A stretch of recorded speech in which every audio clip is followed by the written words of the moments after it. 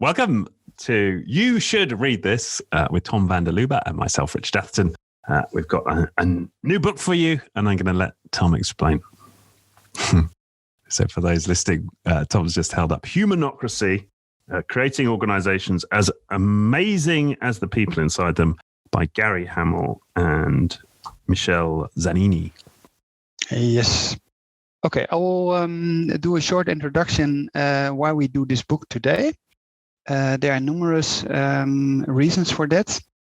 The book by Gary Hamel and Michele Zanini is really interesting because it covers a lot of topics. We'll come to that afterwards. Perhaps as a starting point, it's about avoiding bureaucracy, and Gary Hamel wrote in the past an important and famous article about bureaucracy and is very active in this space. So perhaps we can also put this article in the show notes for those interested. And it's about to build more human organizations. There are some really great, interesting examples, especially also very, very big companies, because the question always is, can we create more humane organizations on a bigger scale, not very small companies? Personal remark. I know a little bit Michele Zanini, less Gary Hamel, because they are active in the space of Haier, the Chinese market leader on white goods. And Haier is very active in this whole space of what they call micro companies. We'll come back to that later. Mm-hmm. And I've spoken myself at the Haier conference about designing an organization which is very simple. It's about less is more. And the reason I was invited there was to show that if you install a kind of organizational design in the beginning, which is very easy to scale afterwards, that is also very useful if you know from the start that you want to build a very big organization. So it's about how do you avoid bureaucracy? And the second remark on Michele Zanini is that I had a longer phone call about the book. And what I like about the book, and it also has a little bit to do with Michele's background, is that this is a book which covers a very broad overview. It also has political examples, philosophical examples, etc. And that has to do with Michele Zanini's background as well. He has, for instance, studied at Harvard Kennedy School of Government. So there are a lot of institutional examples. It's not only about business or what are the best companies and Forbes lists, etc. He covers a very broad scope. And that makes the book, to my point of view, very, very interesting and very broad. And there are some really bold statements in this book, which is in a diplomatic American context interesting, because often that's not the case. They try to stay very polite, and sometimes there are very rather bold statements which are really nice to read. So this as a short introduction. Especially for a Dutchman who likes to hear it straight. Yeah, sure. You know the quote. The Dutch are too honest to be decent, and the English are too decent to be honest. Right. Yeah, exactly. I can quite imagine you appreciated his frankness. And there were some laugh out loud moments in this book, which you don't get often from business books. He's obviously, I don't know if that's Gary or Michele. I suspect it's Gary who, put some good, very bold statements in there. Yeah. So what can we say about this? I just before we get into this, and this is a great book, and I'm looking forward to getting into it. There's a little part of me that thinks like, are we still having to write these books? Like, it's kind of the same book at some level as the book that Ricardo Semler wrote in 1988, Maverick, talking about roughly the same philosophy, right? Like optimized for like human potential, individuals' human potential. And you get all these extraordinary benefits. And yet it's a lesson that, we just haven't absorbed as a society yet, right? I mean, no matter how many examples, the cynic in me is like, no matter how many examples of great companies who are doing this, we're still unable to sort of tip the paradigm, tip consciousness over into this way of doing things. Yeah. Perhaps it makes sense just for the listeners to give a kind of structure or overview of the structure of the book, because then it's easier to follow what we're talking about. So there's the starting point where they explain this whole let's say cost of bureaucracy. I just referred to this article of Gary Hamel. Then there's a second part which is about companies which are bureaucracy free. Nucor and Haier as an example, but also buurtzorg. And then it's about how do you implement this, or what kind of principles? What's the DNA of a human-centric organization? That's the third part, the third part is more or less half of the book, I would say, or a third of the book. And then there's part four where they say, okay, how do we get there? So how do we then transform towards those principles? Yeah. Using Michelin, right, the tire manufacturing example, which I hadn't heard their story before. So that's a first for anybody who's sort of steeped in this literature and have heard the buurtzorgs and the Haiers before. Michele seems to be a new actor on the stage here, which is refreshing to read another story. Yeah, no, that's right. And where do we start with this? So, I mean, I think one of the things I right off the top, which I really appreciated, was him bringing out this statistic, which many of us now know, that 80% of employees are disengaged or actively disengaged. And yet, and this is something I didn't know, 89% of people are very satisfied or somewhat satisfied with their day-to-day activities. And I think this goes a long way to explaining why we're in the situation that we're at. And I think that is that humans are very adaptive. And so we do find ways to derive satisfaction from our daily lives, even if we're in a sclerotic, soul-deadening bureaucracy. As humans, we just have this incredible ability to make the best of it, right? Even when we don't care about the company or its mission, and we don't like our boss, we find a way through the day. And I think that is one of the reasons, perhaps, why we haven't seen a big paradigmatic shift in how businesses operate. I don't know if you picked up on that. Yeah, that's right. Perhaps I just thinking to cover this bureaucracy topic. And then perhaps we dive next then into these examples of Nucor and Haier and buurtzorg, so you already can think about what your takes away on these companies are. I would like to do a remark on bureaucracy, because Max Weber, which I like a lot, is put in a kind of by a quote he takes from Max Weber. I think that's not totally the correct historical context. So I've read Max Weber. Max Weber is especially famous for his book of Explanation of Capitalism, where he says that the Protestant religion in Northern Europe was an enormous boost for capitalism, and it has to do that in the Protestant religion you're not allowed to have a lot of consumption. So the only possibility you have is to reinvest the gains or the profits you have. So that's very in short Max Weber's most important work. But he also is the inventor of this terminology of bureaucracy. And there the historical context is, to my point of view, not really correct. One has to understand that the book about bureaucracy was written in 1920, and that's just after the First World War, and it was the end of the era of Kaiser Emperor Wilhelm, who caused the First World War, and bureaucracy was at that time something very positive, because it was a reaction on this old aristocracy type of organizing a state, where let's say people were just given jobs to people from the aristocracy, and then Max Weber tries to create a new kind of modern type of state, where he splits the person from the profession.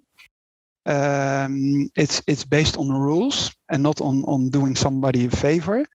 It's about neutrality of this whole organization. It's about radical transparency.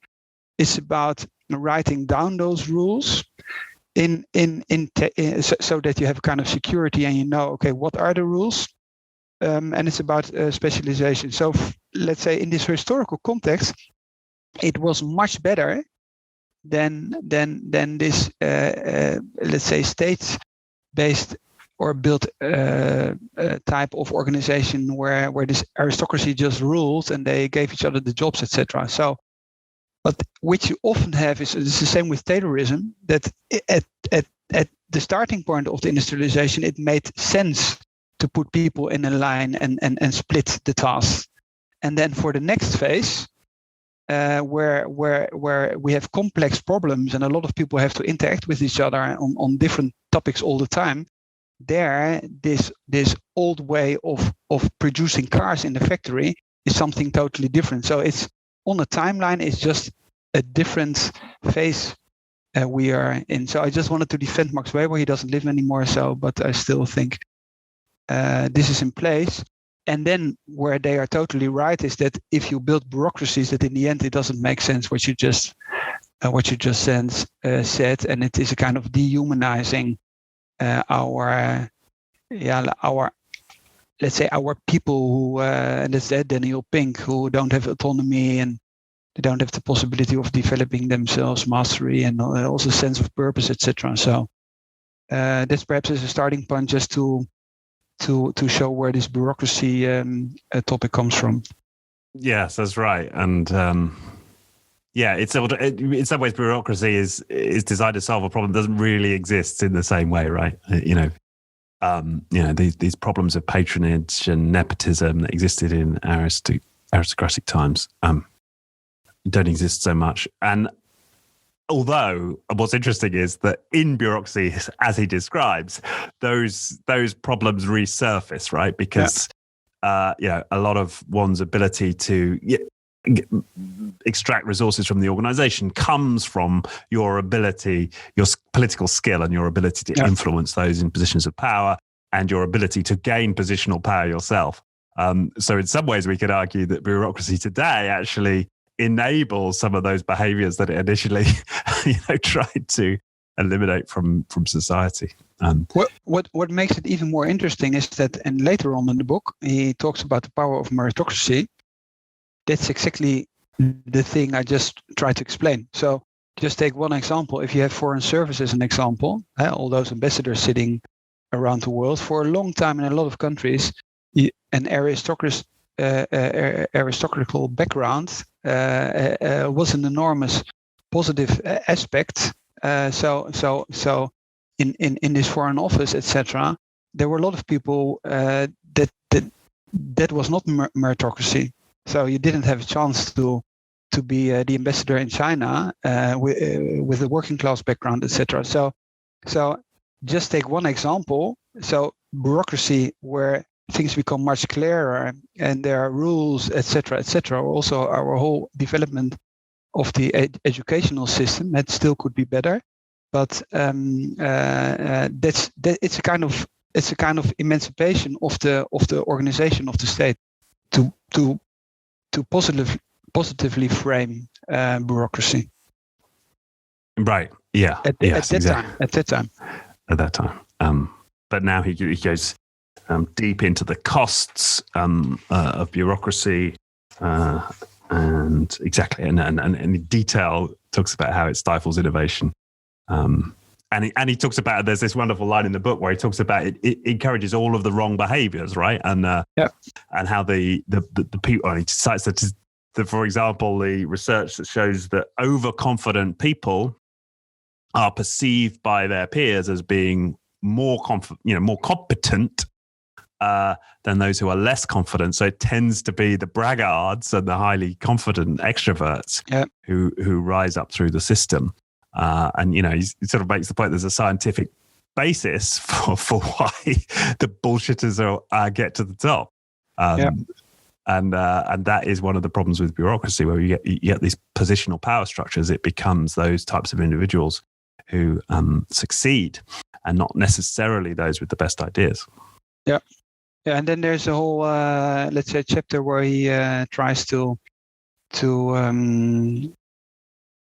let's say, to count the cost of bureaucracy, and then the conclusion is you should try to avoid it, because it's very expensive and it doesn't bring a lot of positive effects to society. And then he dives into the practical examples, and I think it makes perhaps sense to take Nucor as an example, and then Hire, and then perhaps Buurtzorg, just to explain more in a practical way how this works. So I don't know if do you want to say something about Nucor, what it is and what they do?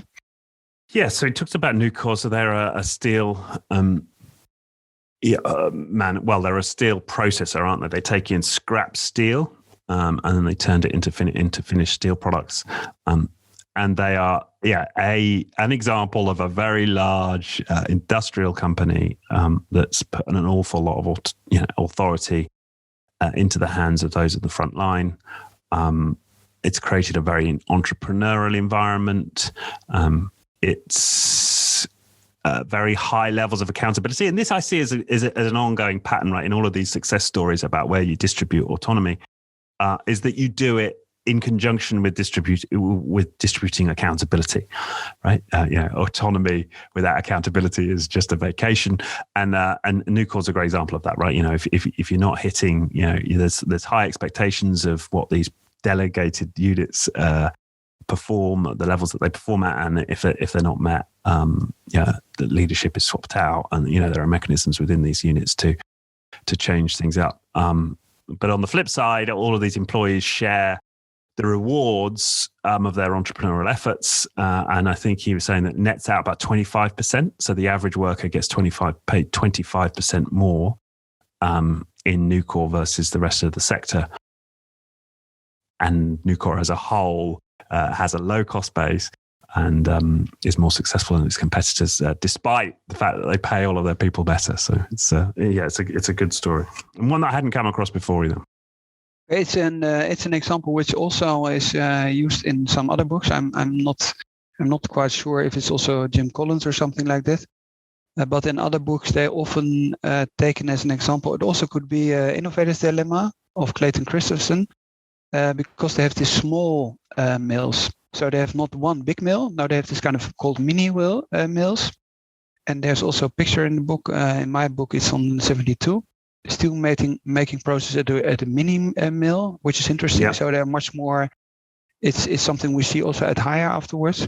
But I wanted to take one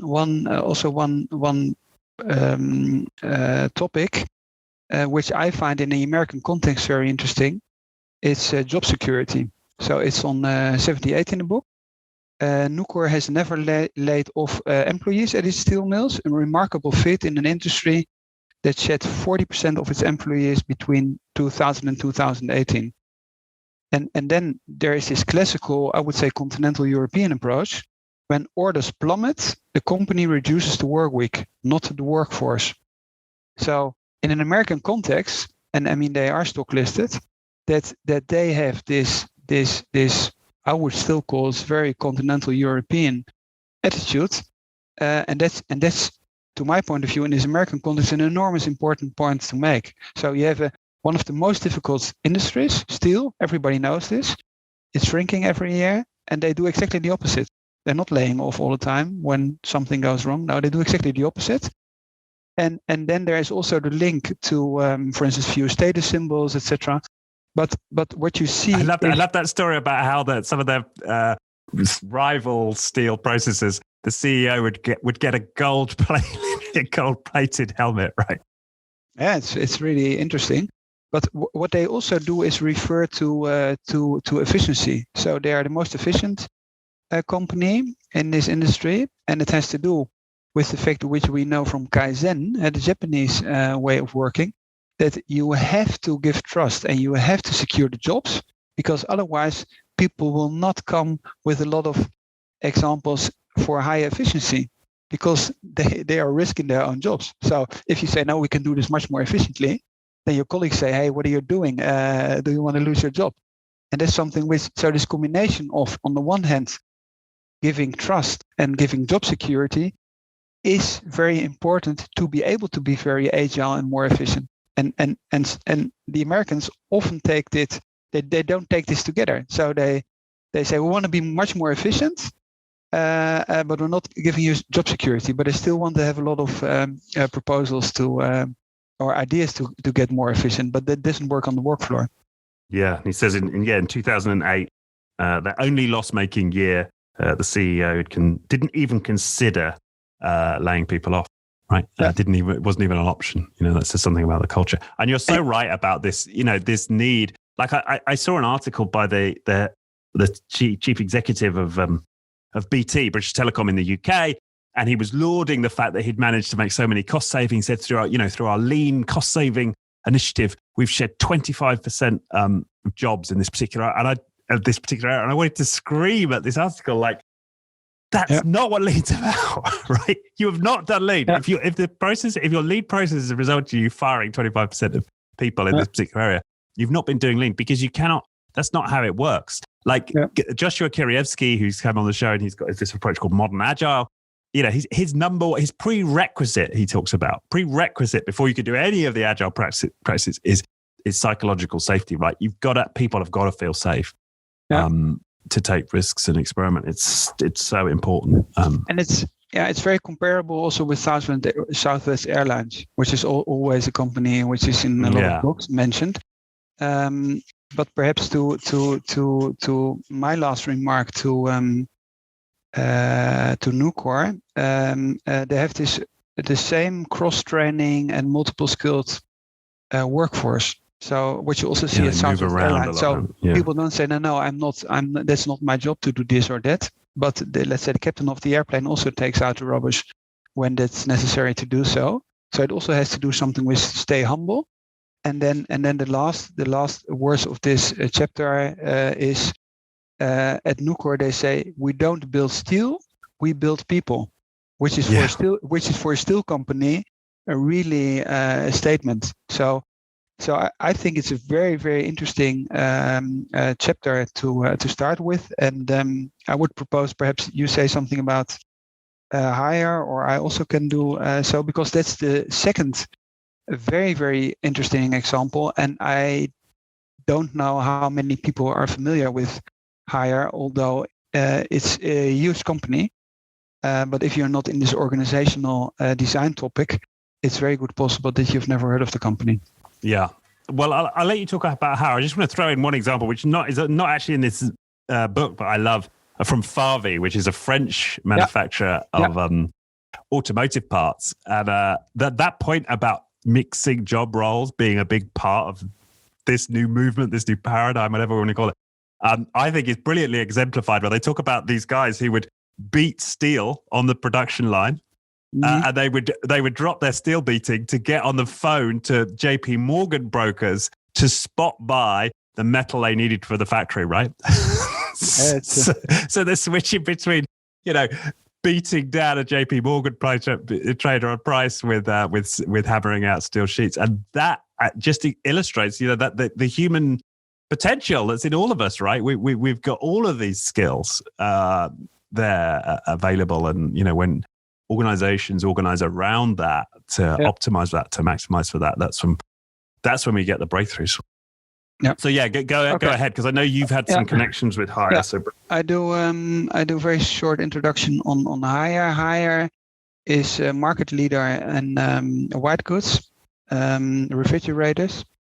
I think they also bought the refrigerators of GE in the US. More than 100,000 people, so a really, really, really big company. It was built by Ran Juyin. I think he is. I don't know if I pronounce him correctly. But they have become very well known, and they work together with Gary Hamel and Michele Zanini on this whole idea of avoiding bureaucracy in a large scale context.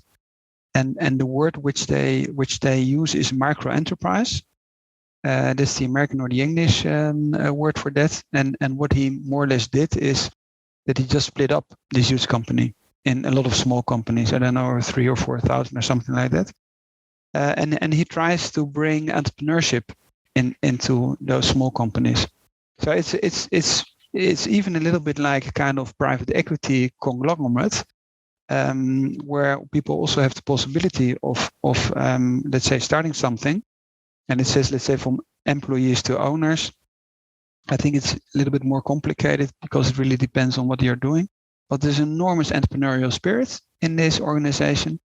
They grow very fast. But the interesting thing is that what I liked a lot is that you would expect, if you listen to the CEO Zhang of Haier, that he would, let's say, frame Chinese philosophers, etc., and really go into Chinese history, etc. No, he didn't, and he's also quoted here by in this book by Zanini, but it's also on YouTube.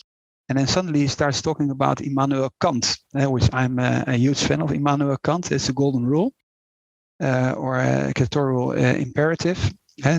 Treat other people like you want to be treated yourself. And he reframes to Immanuel Kant. So this whole idea that you have to treat others like you want to be treated yourself, and he's an entrepreneur, and then others also are allowed to bring in their entrepreneurial skills, which I find very interesting.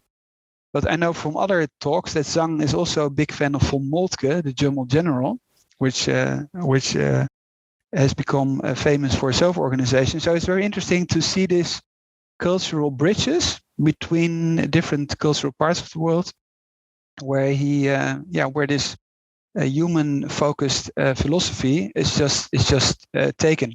But it also could be we have had the book talk about Small is Beautiful, where Schumacher takes the Buddhist economy, and it's a kind of duty not to maximize your profits, but to give everybody a job, which is also, I mean, that's exactly the other way around.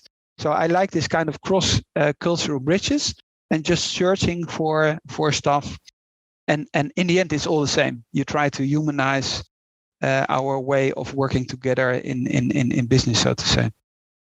Right, and I think there's something here. It's the S word, the dreaded, the spiritual world, right? There's the spirituality word, right? It's like there's something here about, however we conceptualize it, recognizing the divine, right? Recognizing that that specialness that's in each human being, and our connectedness to each other that sort of underlies this. And Kant had a kind of there was a spiritual aspect, right, to his writings. That there was a sense in which he believed in a non-material realm, right? Yeah. So I think that's although they don't, it's not brought out explicitly in this book. It's certainly the way I view it is that that's part a thread running through this. And what is interesting is that this whole human approach has much better outcomes.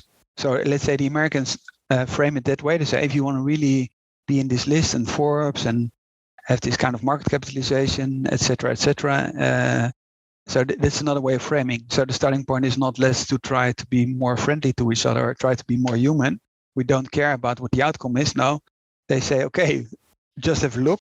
They have become market leader by this human strategy. So it's not a contradiction, so to say, which I find very useful, because otherwise it would be, do you want to make profits or do you want to be very human? No, that's not the question.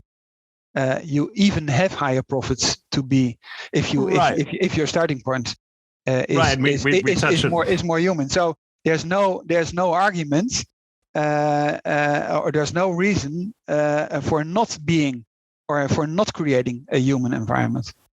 Right, and we and this to me touches on one of the later chapters in the book, that the power of paradox, right? Like, how could it be true that we could treat our staff better, we could pay them better, we could invest more in them, and we could make more profits? Like, how could that be true, right? And it's this idea of playing with paradox. How could we have both? Yeah, right. Is an important question. When seemingly that would not be possible. Like, to stay with that question, and see what emerges. Perhaps it makes sense because you also had a longer interview with Jos de Blok, because I think that's the third there are 4 examples, and you already said that Nucor is an example, Haier, the Chinese company, is an example. Then Buurtzorg, the Dutch company, is an example, and then Michelin, the French tire company, is an example. Perhaps you can say something about Jos de Blok, because you interviewed him. I also know him, but then you could perhaps also refer to this very, very interesting podcast, and you also put a lot of sneak previews on LinkedIn, because the guy is I like him a lot. He speaks in a very you can't say simple language, but he makes complicated things very simple, and that's why it's so powerful to listen to him.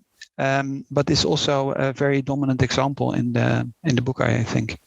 Yes, well, I think this comes through in his example. It comes through in the other example here is Handelsbanken, which is mentioned. But it's this idea of, like, see, in the Handelsbanken example, he uses this phrase, or the CEO sort of initiated their transition to a democratized or a delegated business model, was the branch is the bank. The branch is the bank. The branch is the bank. So we look at these units, these autonomous units, as being like the organization in and of itself. So it's taking this sort of fractal idea, right? That we create the image of the organization in these units. And that's exactly what Jos de Blok has done with Buurtzorg, right? These nursing teams are fully functional units in and of themselves, just like at Haier, right? The micro enterprises.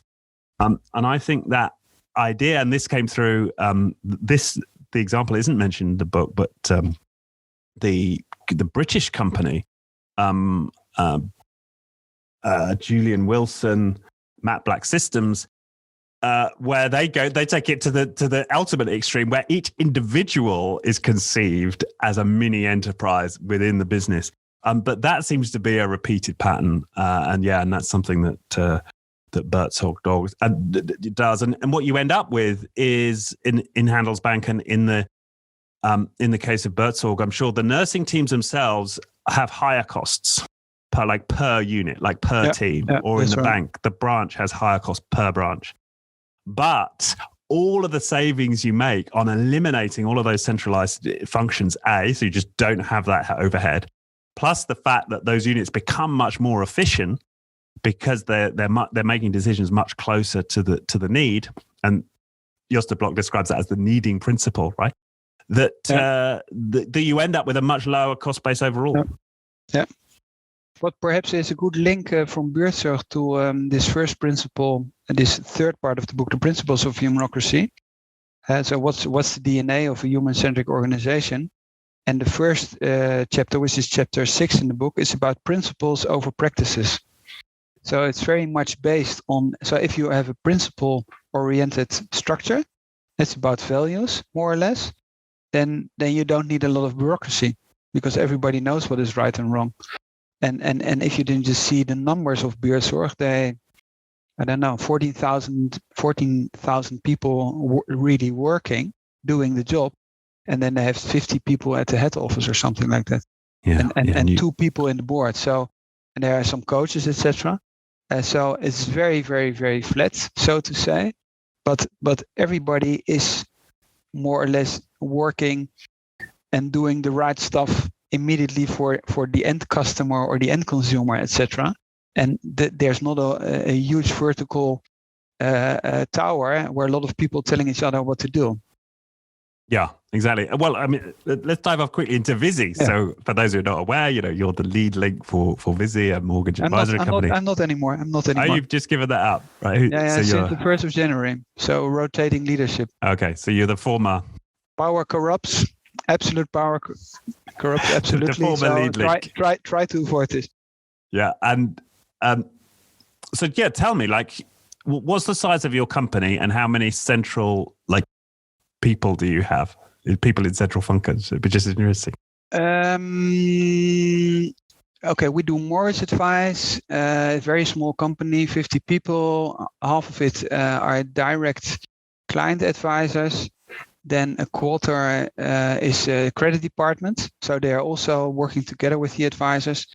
And then we try to keep this classical staff as small as possible. And that's what we do by, we call a distribution of power or responsibilities. So to take just one example, if you talk about hiring, the people in the teams themselves, they decide who they want to hire, and they onboard, etc., etc. So if people are really interested in this, because this is about Humanocracy and not about Visi, but if you're interested in it, we can just put the video, which was just made or released this week by Corporate Rebels. And it gives you a very good overview about 10 principles to avoid bureaucracy. And the funny thing is, I just realized that I wrote an article, Less is More, which is really fits well. It's about avoiding bureaucracy. And I wrote this article after I held this talk at the Hire conference. I just realized that there everything comes together. So if people want to know, if you have a small company and you think it could be possible to scale this company afterwards, try to install a lot of things in advance to avoid bureaucracy. And one thing is, for instance, if you talk about principles, we have only one rule, the golden rule, Kant. Also Hire has the same rule. And we don't have any handbooks. That doesn't mean that we haven't rules, because if you are active in this financial space, there are rules from regulation and certain certificates you need before you are able to advise, etc. But internally, we don't have handbooks. So we say, okay, just act by realizing how you want it to be treated. So that means that the advisor has the total freedom to act as if he or she would be the client, and think, okay, what if I would sit on the other side of the table? What would I like to have for a kind of service, or how would I like to be treated? And that means that if you just give this autonomy, the client satisfaction is huge. So we're number one in client satisfaction by putting our people first and the client second. Right. Same of Handelsbank, and same with Bertzorg. Incredible, satisfaction stats for the nursing teams in Bertzorg. But also Handelsbanken just released this week or last week their figures. They're doing extremely well. It's they have exactly the same way of operating. Bertzorg has. It's all, and these are the same examples all the time. So we're just one of those companies who give the autonomy to the people and the principles. Also, what we just called before, multiple skills. So it's always about culture and not hire for culture, not for skills. So also people moving from one team to another. So somebody, for instance, moved from the client service department into what you would call classical HR department, and people say, yeah, but this person hasn't studied HR, etc. No, culture is much more important, because the way we onboard or the way we hire is totally different than a classical company does. No. That's a running thread, right? Moving people around. But again, it comes back to like respecting and sort of embracing, celebrating the human in each of us, right? That huge potential that we have to learn anything, to get passionate about anything, to adapt to our situation. That's what we're endowed with, that as these special creatures, and it's important to acknowledge that. And when we do, we get extraordinary results. What perhaps would be interesting also is to take another example, for instance, the power of openness. Yes. What we call radical transparency, but which is also something you see again and again in these type of companies, that to give the people the best let's say starting point for making decisions, everything has to be open by default. So for us, everything is open. Financial stuff doesn't matter what it is. The only thing which is, and it's even open to the public, or our organizational structure. Everybody who's listening to the podcast can dive into our Glassrock Holacracy type of organizational stuff, and they can Google me and they can see what kind of roles do I have, etc. Everything is totally open. And it creates an enormous speed because everybody can find everything. People stuff stays up to date. And then there is this link again with Zanini, who has studied at the Harvard Kennedy School of Government. In the building states is exactly the same. So if you Google radical transparency, it comes from the English Parliament, where people started to write down the discussions in Parliament because they said, okay, it should be open. And as citizens, we find it very normal that there is open access to the Parliament. And I often take this as an example. Every citizen is able, let's say in our classical democracies, to go to the Parliament and just sit on the bench and just follow the debates. But can I just go in a company to the board meeting and just say, okay, well, it was like, I'm interested because I'm working here. I would just listen what you're discussing. In the state, in the Parliament, you can do this. So, for instance, what did we do? Everybody can enter any meeting. So if somebody has the impression I'm not heard or it doesn't work, this whole system, I just go in. And we just discussed a few minutes before the podcast, Rai Dalio of Bridgewater. That's perhaps also interesting if you want to add something on that. That is also very, very radical in his way of sharing everything in the company, so to say. Yeah. Well, part of that was somewhat terrifying, right? Because they've got this app where after every meeting, someone can rate you.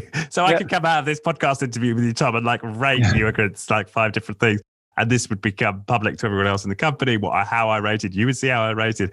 And then people build up, they sort of have this score that follows them around, right? But I can see the power of it then as a resource because it then becomes a factor when they're making decisions, right? If they're looking to predict the way a certain market's going, they will put extra weight on those who've been rated by others as being like particularly good in that area, right? Being particularly believable, say. So I found that, they've really taken it to another level in terms of being transparent. So really what they're doing is they're recording people's thoughts about each other and making that public. But the main thing is that they record all the meetings. So yeah, they also do that. So let's say if you talk about, they are pretty extreme. We agree on that. But if you just take the opposite, that in a lot of companies, you are not allowed to know what's going on. You don't know the financial data. You don't know the salaries of people. You don't know how processes are, why is somebody elected, why not, etc. So there's a lot of secrecy about it. And if you this compares with the state, then the state is much more liberal than a lot of companies. So this is something which I find very interesting. And it doesn't mean that you have to do this kind of crossover ratings all the time. What do you think of Richard and what does Richard think of Tom, etc. But there probably is a lot of gray in between. But if you just ask people in classical hierarchical companies, they often don't know the financial figures. They don't know the salaries, etc. And it creates enormous secrecy. And especially if you want to have better decisions, it makes sense to know more what is going on in the company. Yeah, and he dives into why. Like okay, so that sounds great in and of itself, but like, why is that important? And for example, he brings up open strategy. Yeah. And like the problem at the moment we have in hierarchical organizations that we invest the decision-making power in like 3 or 4 people at the top, let's say, or a handful of people. And expect them to be able to make the best judgments. And he uses plenty of examples of why that's not true. And we also know from Daniel Kahneman's research that there's not a good correlation between CEO performance and company performance. So he uses open strategy, right? So you create these platforms where you effectively tap the collective intelligence of the organization. Various systems in different organizations where you allow the people within the organization to rate different ideas, to make different, to make levels of financial commitment to different ideas. And so all the resource allocation is done through a process of harnessing collective intelligence, which I think is an important aspect of openness. It's not just like make the data open. It's also like open up decision making to the whole organization. And then when he talks about hire, they take it a step further because they go outside of the bounds of the organization. And one of the rules there, as I understood it, was they don't fund ideas within hire from these micro enterprises with internal cash until those individuals have got some level of outside investment before they'll go ahead with them. So they're pushing right out beyond the boundary of the organization even. Yeah, that's very correct. What I also wanted to add is, because you already mentioned the power of paradox, which is chapter 13, because there is again a comparison with the way we act in states or in our democracies. And he says, embrace the conflict. So what you often see is that the debates, especially in, let's say, in the English culture, the classical debate or the debating societies, it's an enormous respect for each other, but that's totally split from the debate, and that means, for instance, that you also change your position, and once, let's say, in one time you have to be in favor of something, and then you have to be against this, or if you study law, for instance. So to see the debates, and I mean, conflict is a kind of negative word, but so I prefer the word debate, but it's very important for your whole decision-making process, not only to see the outcome, but to think about the quality of your decision-making. And debating is seen as something in our society which is positive. So we don't say we want to have a dictator who decides for us. No, we say, no, we are a civilist society. Let's debate on this in parliament. And we choose those people. In companies, we often do something different. Then somebody says, no, I'm the boss. I decide this because I'm totally experienced, etc. And they don't use this collective intelligence, which is also part of the book, power of community, etc., empower people who are much nearer to the client, etc. So that's something which I find very, very, very interesting. Yeah. And then a related theme which I really liked was he took apart this idea of the ambidextrous organization, right? That's the idea that the way that we foster organization is we create these skunk works or these special subcultures within an organization that given more freedom, and that's the ideas factory, right? And he smashes that idea and says, no, the most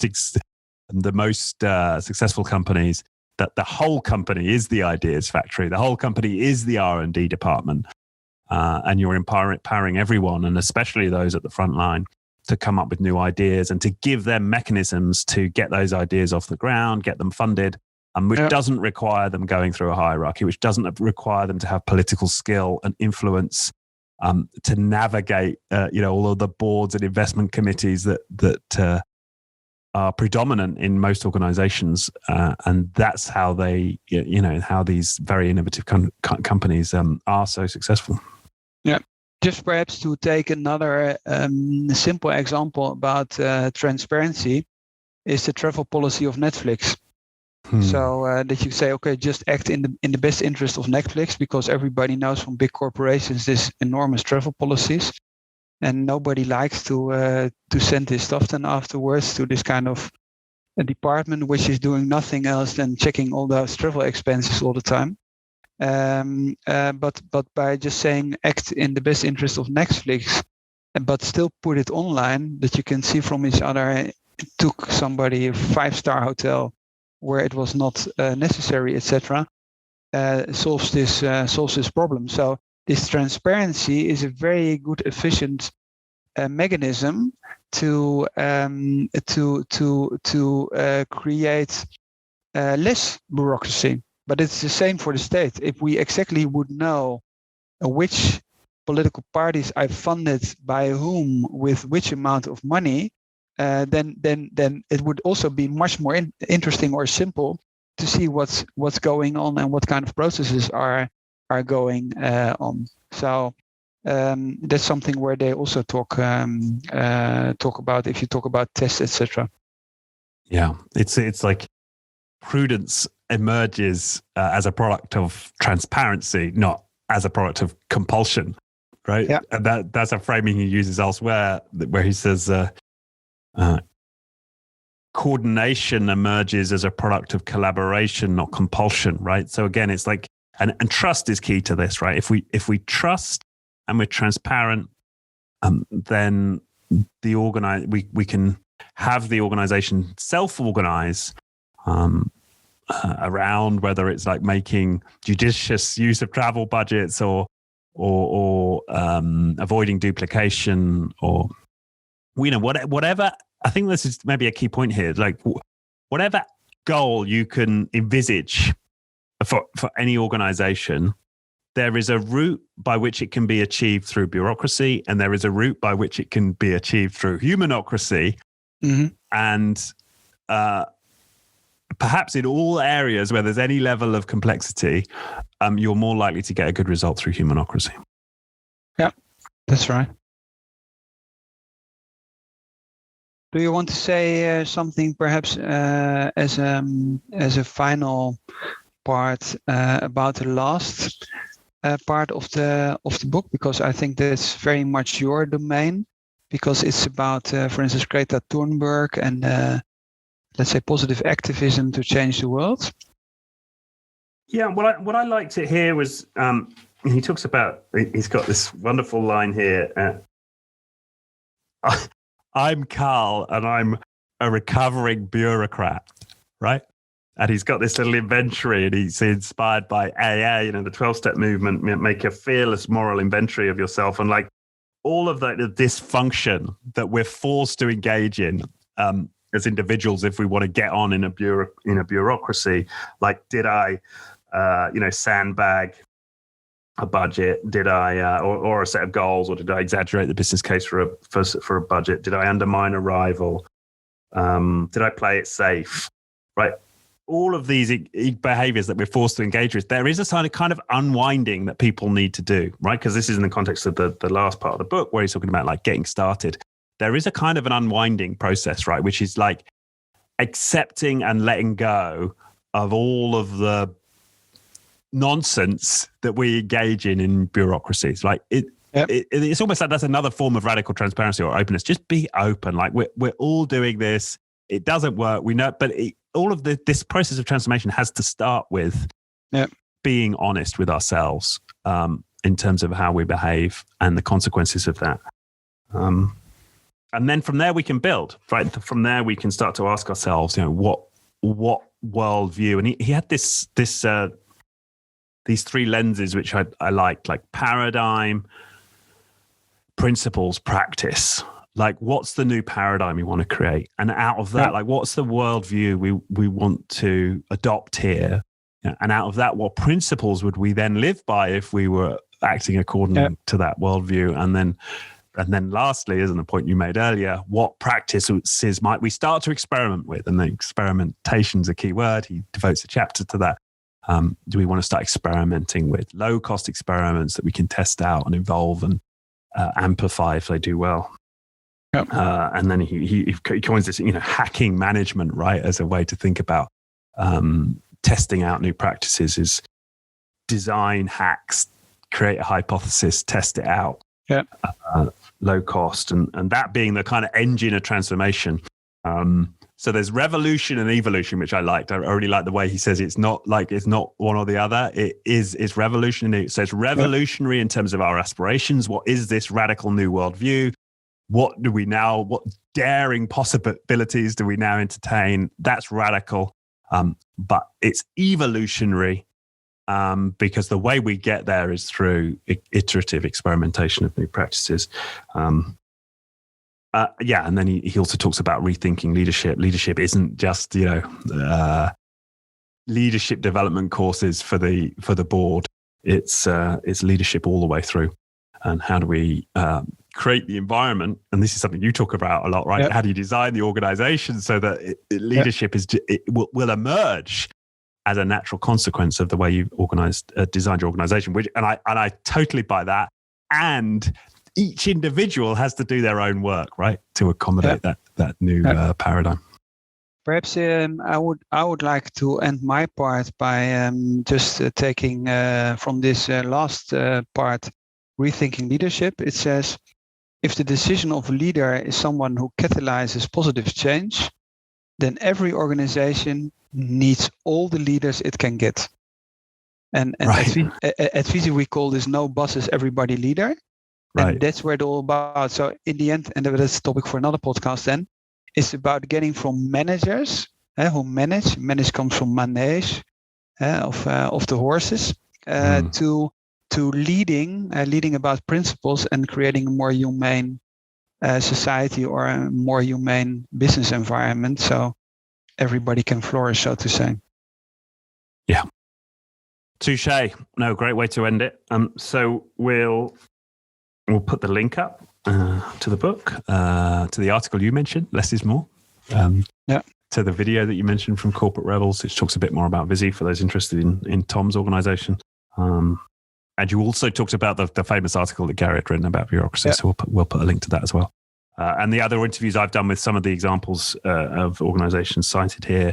I've done an interview with Richard Wonder from Handelsbanken, and also Josta Blok from Bertshorg. Fabulous. Great. All right. Well, thank you very much, Tom. Another wonderful conversation, another great book. Look forward to seeing you again for the next pick. Thank you very much, Richard. Nice talking about this book with you. I hope you enjoyed this episode of You Should Read This with me, Richard Atherton, and my fantastic co-host, Tom van der Lubbe. If any of the material in this show resonated with you, if you're thinking, perhaps, how could I take these ideas and apply them in my own leadership or take them forward into my own organization, then I would love to have a conversation with you about that. If that feels like that could be a valuable use of your time, then please do click on the Calendly link in the description for this episode, and that will allow you to book a slot directly into my calendar. And I hope to speak to you soon.